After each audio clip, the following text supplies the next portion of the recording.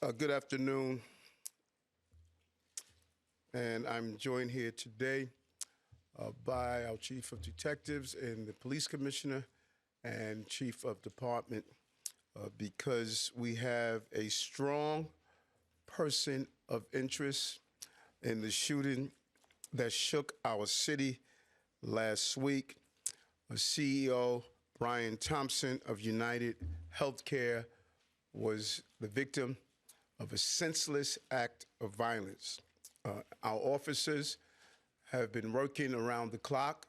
Many of them did not go home to pursue this individual. It was crucial that we were able to remove him off the streets of America, and we were going to seek him out no matter where he was at the time.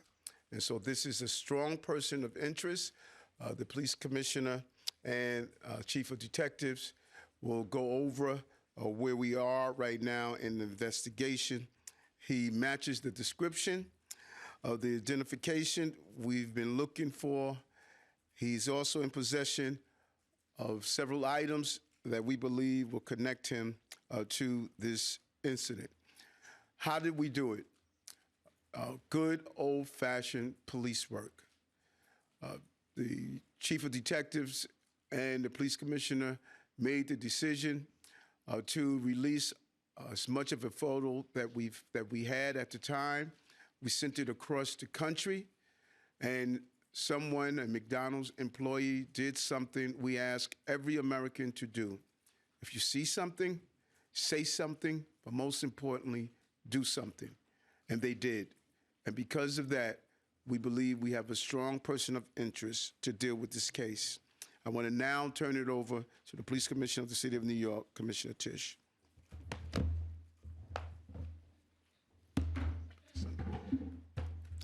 Thank you, Mayor. Good afternoon, everyone. Earlier this morning in Altoona, Pennsylvania, members of the Altoona Police Department arrested Luigi Mangione, a 26-year-old male, on firearms charges. At this time, he is believed to be our person of interest in the brazen targeted murder of Brian Thompson, CEO of UnitedHealthcare, last Wednesday in Midtown Manhattan. The suspect was in a McDonald's and was recognized by an employee who then called local police. Responding officers questioned the suspect, who was acting suspiciously and was carrying multiple fraudulent IDs as well as a U.S. passport. Upon further investigation, officers recovered a firearm on his person as well as a suppressor, both consistent with the weapon used in the murder. They also recovered clothing, including a mask consistent with those worn by our wanted individual. Also recovered was a fraudulent New Jersey ID, matching the ID our suspect used to check into his New York City hostel before the shooting incident. Additionally, officers recovered a handwritten document that speaks to both his motivation and mindset. NYPD detectives are en route to Pennsylvania as we seek to interview the subject further. This apprehension is thanks to the tireless work of the greatest detectives in the world, and of course, the strong relationships we have with our local law enforcement partners. On every level, local, state, and federal, we all serve the same public safety mission.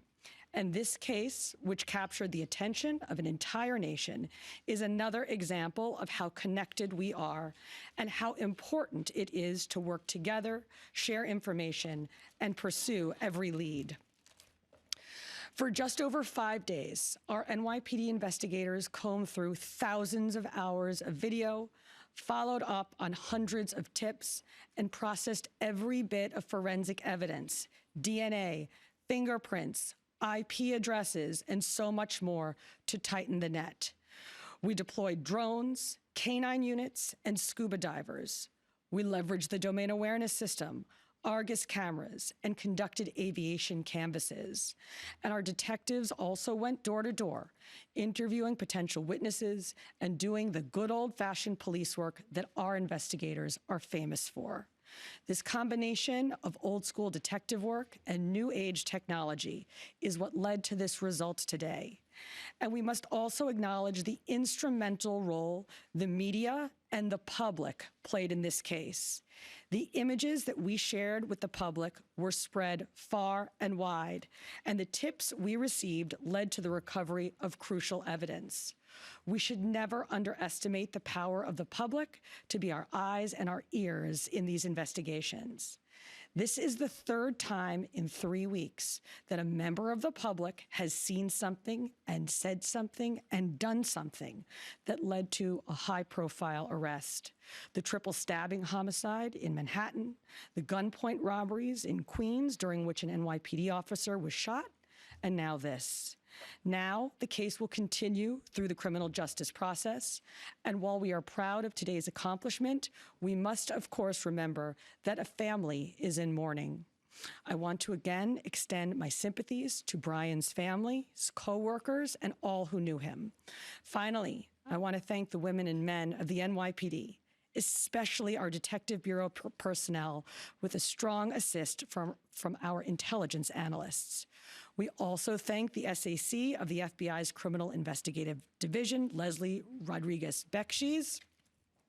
And I want to commend the staff of the Manhattan DA's office, and especially DA Alvin Bragg. He has been working with us 24/7 on this case, and I am incredibly grateful for his partnership. I'll now pass it along to our great Chief of Detectives, Joe Kenny, who will provide additional information. Chief.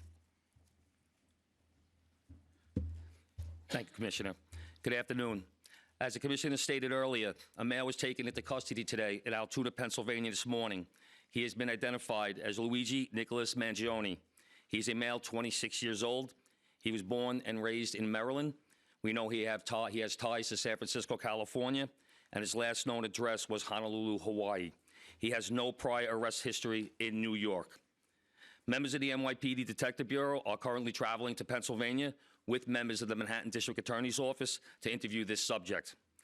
This case was brought to a successful conclusion based on the coordinated effort between numerous NYPD units, including the Intelligence and Counterterrorism Bureau, our federal partners at the FBI, the Manhattan District Attorney's Office, and of course, members of the Altoona Police Department in Pennsylvania. On Thursday, one day after this crime was committed, the NYPD released a photo of the shooter in this case. This picture was obtained by the NYPD during one of their extensive video canvasses. We took that photograph and we asked for the public's help in identifying this subject, and the public responded. Hundreds of tips began to pour into our hotline. Each tip was investigated thoroughly, and we began to release additional photographs as they came into our possession. The NYPD provided these photos to numerous media outlets. Local, national, and international outlets released the photo via television, print, social media, and online content. Luckily, a citizen in Pennsylvania recognized our subject and called local law enforcement.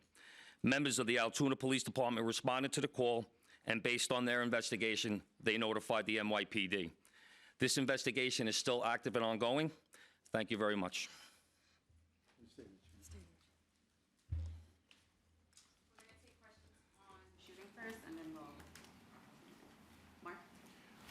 I had a couple questions about the document that he was found in possession with. Can you go a little bit more in depth about those motivations that you mentioned? Was that CEO specifically named in that document? Was there anything more about him wanting to go after others? And also in that document, was there any indication that explains us how the level of detail that he went into killing him? Like, is there anything? Like I said, that document is currently in the possession of the Altoona Police Department as part of their investigation. But just from briefly speaking with them, we don't think that there's any specific threats to other people mentioned in that document. But it does seem that he has some ill will toward corporate America. Over here, sir. NJ? Chief, was the suspect wearing a mask at the time he was spotted in the McDonald's? And also, criminal cases often have a linchpin. Can you point to a single linchpin that helped crack this case? There's numerous linchpins in this case, in the fact that we've recovered an enormous amount of forensic evidence, an enormous amount of video, and once again, with your help and the public's help. So I really couldn't put it on one thing, but if I had to, it would be the release of that photograph from the media. Dean? You said he had a passport on him. Do you believe he was trying to flee the country? And also, are you still looking for any evidence in Central Park in regards to the bike? We had divers in the water yesterday that came up negative results. The passport, we don't believe that he was planning on doing any traveling at this time. We don't think at this point in our investigation, we don't think he was trying to flee the country. The person at the McDonald's, were they buying food? What were they doing at that exact moment? He was an employee at the McDonald's. Right. But what was the suspect doing? He was sitting there eating. Will the suspect be brought back to New York and charged here, and when? We're going to have to work that out with the Manhattan District Attorney's Office in Altoona, Pennsylvania. He's going to be facing gun charges there, and at some point we'll work out through extradition to bring him back to New York to face charges here, working with the Manhattan District Attorney's Office. Anita? Hi, Anita from the New York Post. I was just hoping to get more details on the capture itself. Did he put up a fight? Did he say anything to cops? And we've also reported that he published online anti-healthcare industry rantings. Can you share with us some of the services that he posted on? We're still working through his social media. We're going to do a complete scrub of that. Preliminarily, like I said, he seems that he has some ill will toward corporate America, but that will all come out as part of our investigation. We're not done here. We're still going to be putting this together. We're still going to be working very hard to bring this to a successful conclusion. And the capture itself, did he put up a fight? Did he say anything to police? I don't have that information. Oh, sorry. Can you elaborate on how he got there, the path he took from Port Authority and on the George Washington Bridge to Altoona, PA? Same thing. This just happened this morning. We'll be working, backtracking his steps from New York to Altoona, Pennsylvania. I was going to ask if we knew anything, if he took a bus to Philadelphia first and then somehow got to Altoona. But We're still working on that. We're still working through that. Britain, is there any indication that anybody else was helping him from the inside, as far as tracking the CEO's movements? Once again, we're still working this investigation very hard. It's not at its conclusion yet. That could come out during our investigation, but as of right now, we have no indication that that took place. Chief, did he have any weapons or anything like that with him when he was arrested? He was in possession of a ghost gun that had the capability of firing a 9mm round and a suppressor. Can you get into a little bit about the technical aspects of the investigation? I know you deployed an unprecedented amount of technology.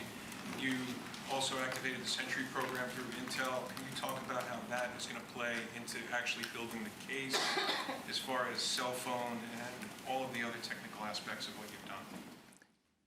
In this case, it really came down to technology was the use of drones in Central Park, and really comes down to the video canvas that we did.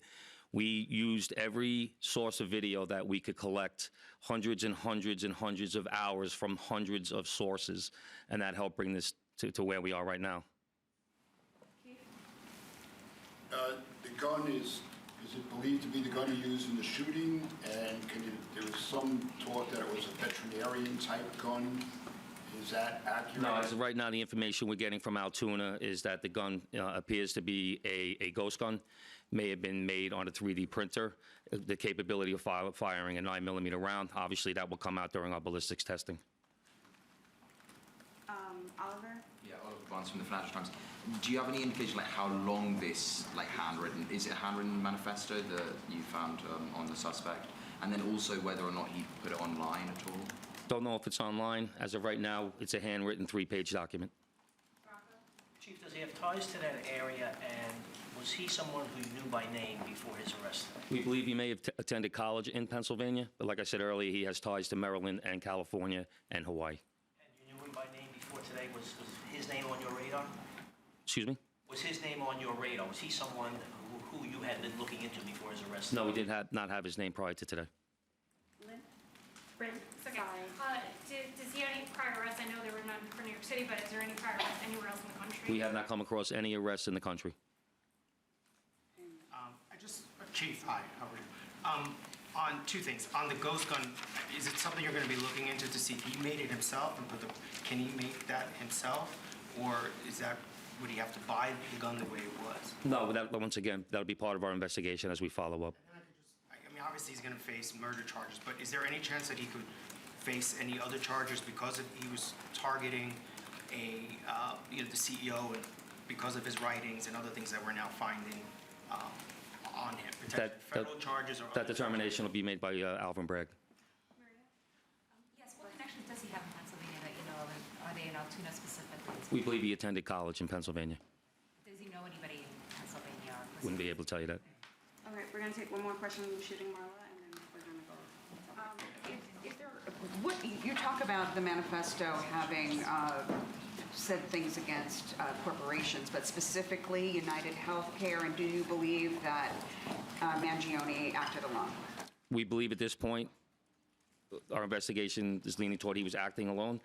So, like I stated earlier, we're still working through the investigation. We're not stopping today. And as far as the manifesto, like I said, I don't have the complete details of that. It's in the possession of the Altoona Police Department. We're going to shift to opt-out. Yep. Good job, Chief. Commissioner, Chief Mangione.